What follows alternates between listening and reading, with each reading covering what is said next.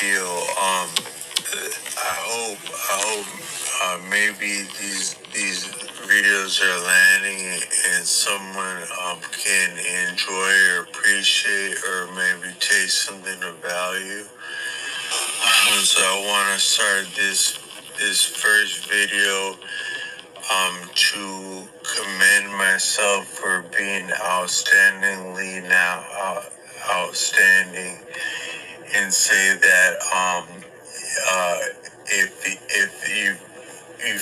you've come away with an original thought from this channel,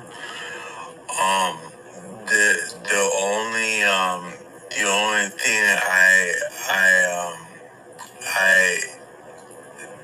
the only thing that I would fancy as being of value that I'm achieving here is just drawing connections with what's in front of our face, because I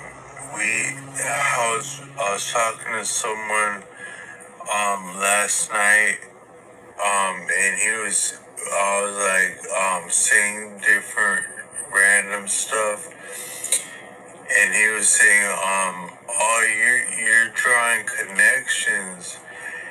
And I was thinking later that, there's at least like billions upon billions of connections in our mind waiting to be made. And I think that these people that we see in front of us, when you're looking outside of yourself, you're actually looking into yourself. So you could as soon say that all the people you meet are a part of your own mind. They're not different than your mind. And they are so when you're making connections between people, between ideas, it's one and the same between making connections in life and making connections in your mind. And there's billions upon billions of them yet to waiting to be made, creatively, artistically, musically, intellectually, like some of these videos, all that it's just waiting there. It's waiting for the taking. So that's all I claim to be doing with these videos, is just drawing connections with stuff that's right in front of our face. And then yet things are also connected. So if you make one connection, that can spawn to many uncanny connections, and even some of them are influencing your lived reality, where you can be learning about something, thinking about something, and then yet no sooner is experiencing something in front of your face with coincidences that are uncanny. And I actually think that what would be more uncanny than uncanny would be canny, because if you think about okay, so when I was at my apartment, I may have did this or that when I was in my room, like when I was laying down, and then I left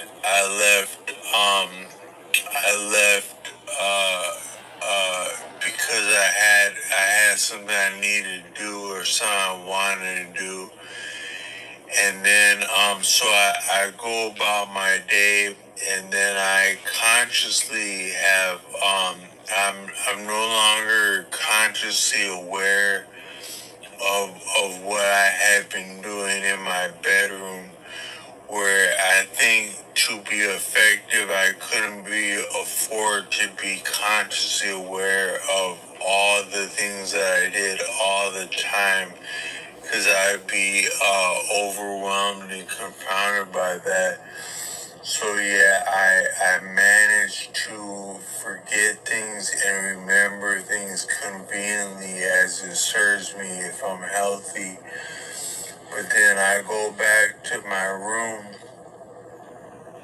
and things are there in a certain uncanny way. Like there's an order to how things are randomly there. But say, oh yeah, I did leave that there, and I can see why I left that there, and that's connected to that, and that's connected to that. And so it's kind of similar when we're having synchronicities, is that we experience we experience life, we experience people, and we do things, and we interact with people, and we interact with life. And yet we soon forget about the very things we said and did, or what, and then actually the things we said and did are yet carried on and interacted with, and then amount to something, birth to something new for people interacting with what we said or did. But every once in a while, these redound and redouble and come back to us, and we yet experience something that we had already put in motion, and there wasn't anything necessarily outstandingly sophisticated. It's just simply a function. So different things have emanated into different functions as a consequence of what we said or did. And then sometimes we come back to these, and it's like coming back to our disorganized room, where there's actually a certain order within our disorganization. It's just simply a utility cause and effect. This is why I did that, because this is why I had to do that, and that's what happened, and that was what left over, and then I forgot about it, and then I came back to it, and then it's yet somehow part of that original, there's still a certain order to it. Even within disorder, you can't, I think maybe you actually can't get away from order. Like, you can be as disorganized as you want to be, but that's still yet a function of some form of order. And it might be similar with synchronicities. And then so as you're expanding your mind and making connections, some of the very connections are playing out sometimes and not long. It doesn't take long for them to play out in synchronicities in your lived experience. And it's both because your lived experience is part of what's happening in your mind and the connections you're making, but also the connections you're making are a function of things that you've said and did prior, and that both the things you've said and did and the connections you are now making are coalescing and combining to make what you call synchronicity, or something, a coincidence that's meaningful, and yet also kind of uncanny, but also somewhat canny for being uncanny, and what would be more uncanny would be to simply be canny. So, but I wanted to say that uh, um, is is um, is church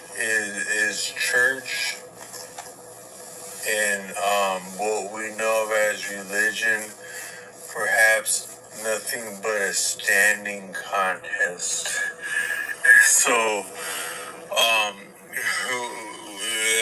that sounds funny, but are you just having a big standing contest when you go to church? Who can stand? Who's the tallest at standing, while yet understanding what is beyond what is great and high. So all of us, there's differences in a lot of our different height and stature, but I would imagine that between the earth and the sun, between the earth, the person of shorter stature and the person of taller stature, and then the sun itself, those different people and their standing are yet relative and very similarly inconsequential in terms of their relationship to the sun. Now, the sun is so sophisticated and exact that actually could stand, rather that actually the differences in their stature are more so profound, because great things are subtle, if nothing else, great things are subtle. So the distinctions in our nuance and height and stature are yet profound, even under the sun, and could maybe be appreciated by the sun. But still, it stands to reason that that's how ridiculous we sound when we're trying to measure up how tall we stand um, on Sunday morning in a congregation. And I think that's also why children can't stand church, because what's worse than church was worse than all the stuffy people in there, and the cologne and the perfume, and then the dry, dense uh, uh, lessons, and then this arbitrary authority of you're supposed to understand the greatness of something without having lived something. All that is very distasteful to a young person, but more so than by and large, it's that standing. Like, it's always about standing in church. Like, the kids gotta stand when they don't feel comfortable like that, and then the adults are trying to outstand and stand next to one another all the while, and then it only comes to a head at some point, because who really is the tallest at standing? And sometimes the person who is a little bit shorter of stature would not appreciate someone for being taller of stature, for thinking that they had actually been taller, when in fact the person of shorter stature was actually of a greater stature in other terms. So we're always having a problem with stature in church, and I think that that's much ado about nothing. That's much about what church is about. Is that, you know, what is so you take like a real bad guy, right? That they're not afraid of anybody. They're not afraid to do anything to anybody. But what is the most severe severest form of punishment you can give to someone that did something heinous, I would suggest that it is to make them look in the eye and see what they did to the family member of someone that they hurt. Can you face what you actually did to someone? Can you feel what you actually did to someone? Because we can't look at, one of the beautiful things about humans is that we can't look at something without being it, so we actually can't look at another person without being them on a level. And when you have hurt another person, whether that person directly or maybe more even egregious, their family member indirectly, when you look at them, you yet feel them. But I would say that within that, the thing that would scare the bad guy, the thing that actually scares, the fire that scares off the big bad wolf is indignation, justified, reasonably justified indignation. To think less of a person based on their actual real conduct and misconduct, and really have a real feeling about another person, in terms of indignation, not necessarily righteous indignation, but just simple indignation. None of us can stomach indignation. We can, some of you may every once in a while find someone who can stomach, as they think, to a degree, or at least manage contempt.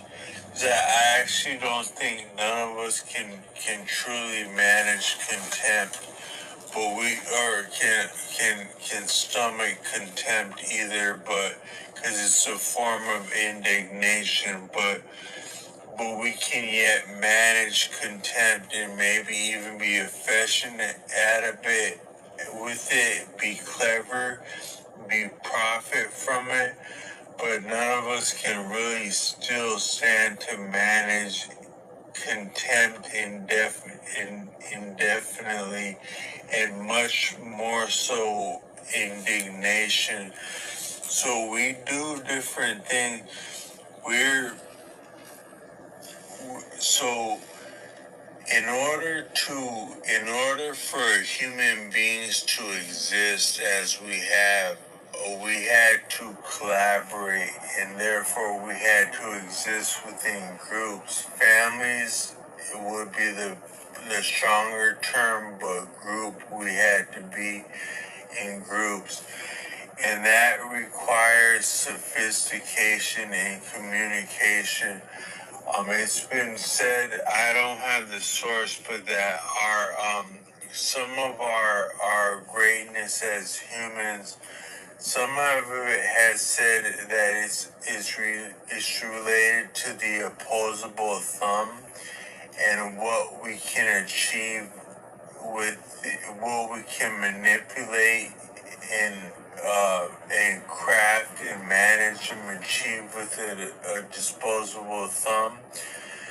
But some of it is yet also a feature of communication first and foremost. Some of our mental giftedness is a function of communication and what it takes to facilitate communication. So all I meant to say is that we are necessitated to exist in groups, and part of that is honesty. I'm gonna drive a little bit just because I saw a car pass a couple of times in a row.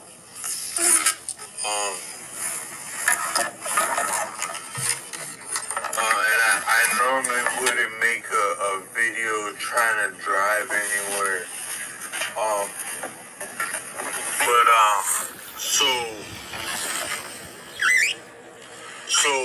so we have to be we it's the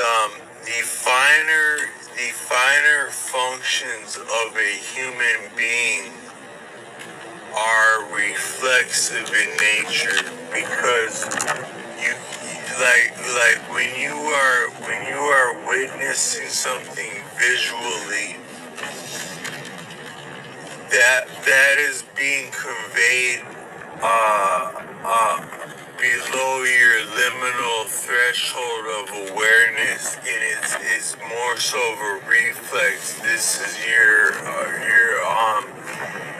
when you stare up at when you look at the sun and your eyes squint and it hurts, that's actually all of what vision is on different grade. That's the most extreme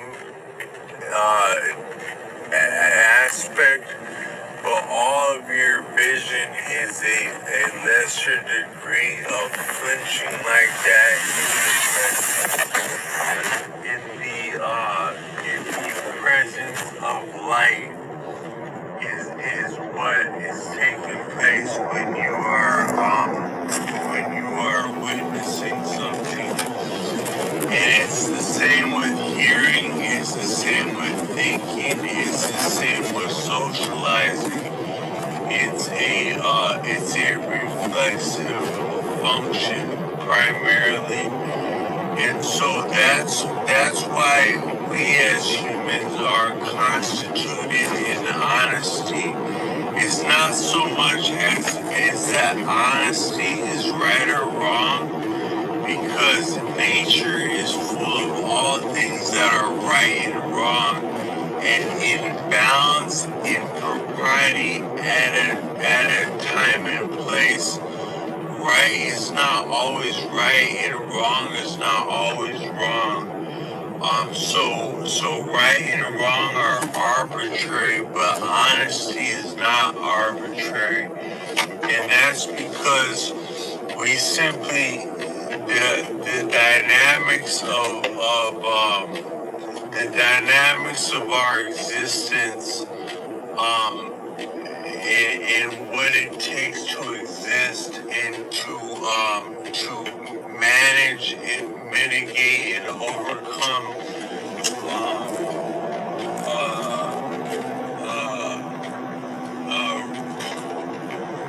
dynamics and rigors of an environment. It requires honesty, because our facial expressions are ideas for communicating. It comes about as a function of honesty. But yet we are so dishonest, because we are always taking we are prone. So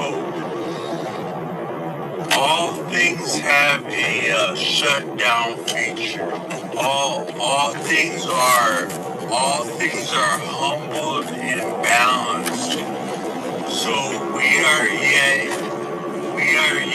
honest by nature, and we are yet dishonest also by nature.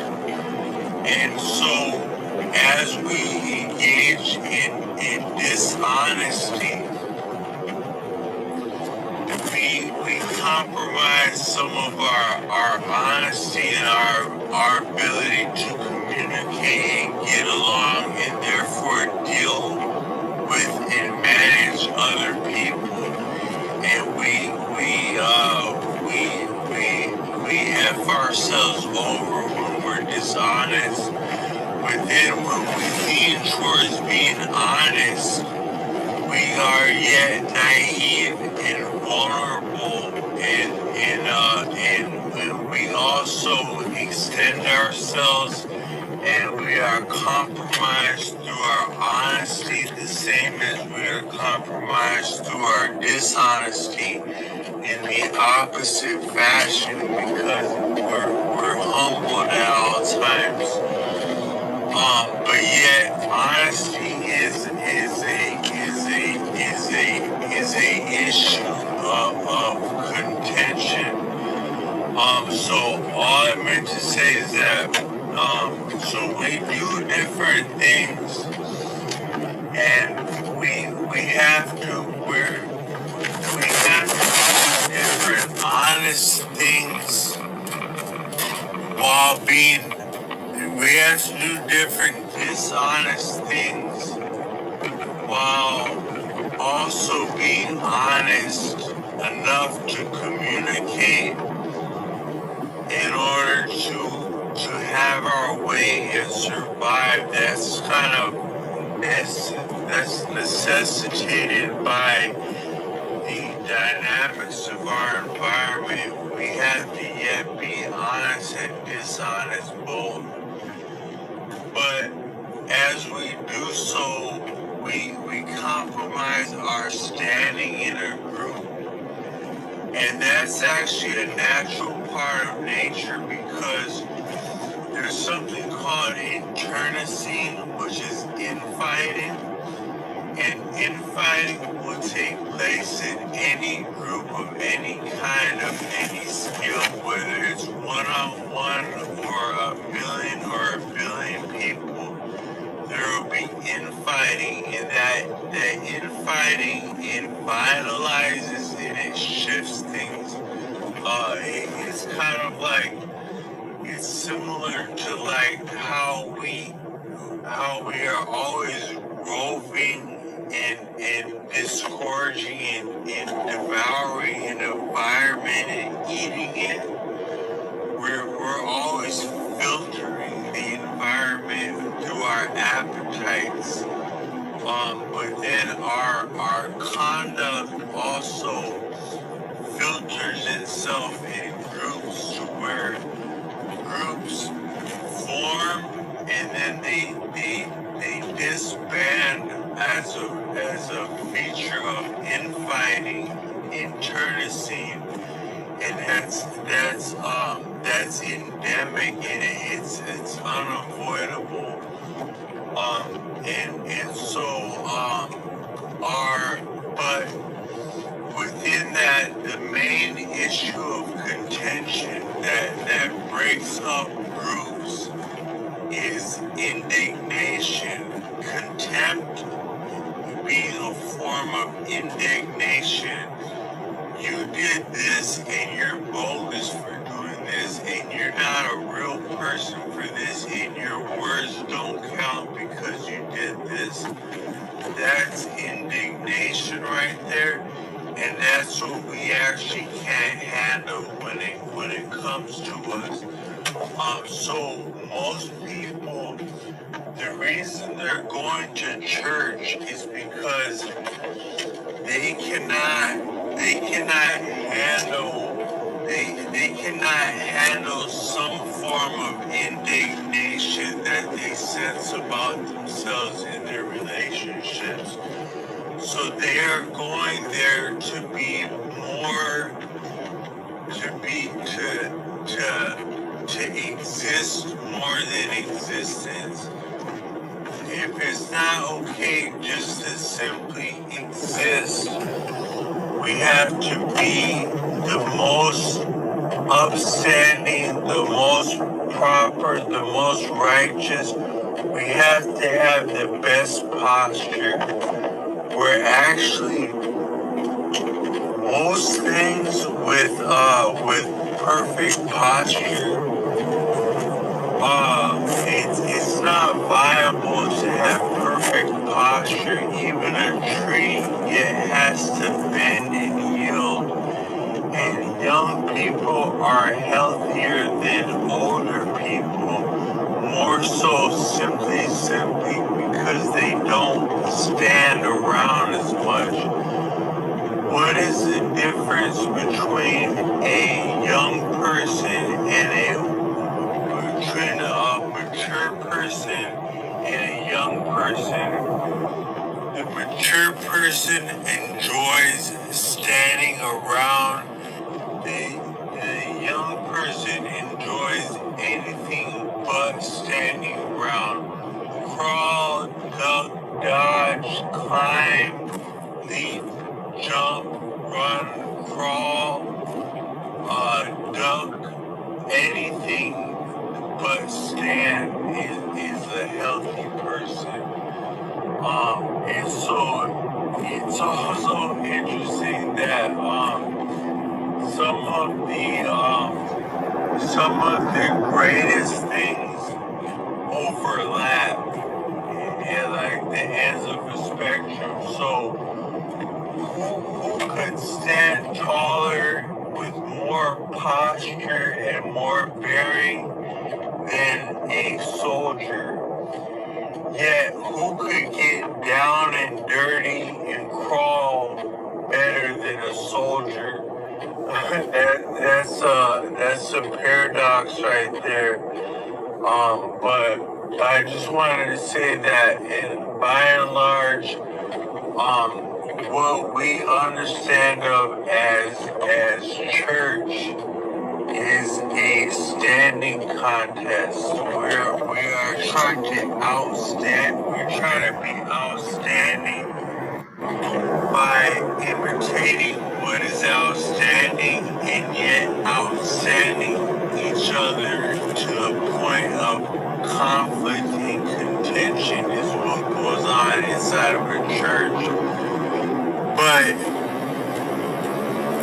I think that's not called for in the first place because it's just we're already okay. We exist, so we're okay. If we can just focus on health and fun, what's healthy and what's fun,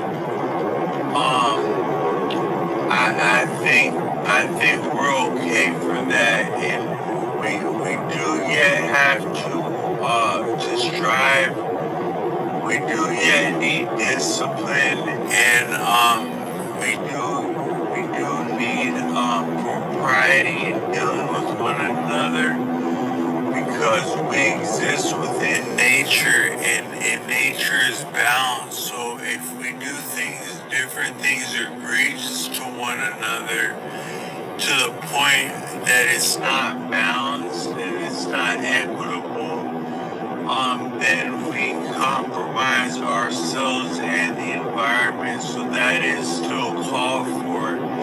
So love is always called for. Learning is always called for. But standing around being more outstanding than one another is not called for. So that's all I'm coming from with this one. And I think that whatever, if we can't stand judgment. No one can stand to be judged by anything. Yet again, contempt and indignation is judgment. Judgment is a mode of an expression of indignation, or either commendation or indignation. That's what judgment is. But I would say more so it's always condemnation. I don't know that you can judge anything without condemning something else. Even if you say you are the greatest in the world, you have therefore condemned the rest of the world, so you cannot judge without condemning. But all I meant to say is that we are making much ado about nothing, and I have a lot of our ideas of religion and faith in the modern context is a function of feudal entitlement, feudal privileges, and feudal lordship, and that is all about standing in the first place. Property and standing go together. There's no possession of property without issues of standing, and there's no issues of standing without issues of property. That's a lot of what's going on inside of a church, but that's not exactly what it means to exist. And if there were anything of a righteous judge, which I think that righteous and judge are oxymoronic statement to say righteous and judge together, because there's nothing righteous about judging in itself. But if there were such, they would have who would have the greatest standing and the most outstandingness would be the most simple of people, commonly like a child, and because they're the most authentic and they're trying to do nothing but they're trying to do anything but stand around is what a child would do, or a healthy, vibrant person would want to do anything but stand around, anything but go to church. So that's where I'm coming from with this one. I hope this is of value. And the greatest statements don't have a author or a face to be attributed to. So hopefully the best part of this content is maybe more fitting, since the tablet fell on the floor and I had to talk while I approach a coffee venue. Peace.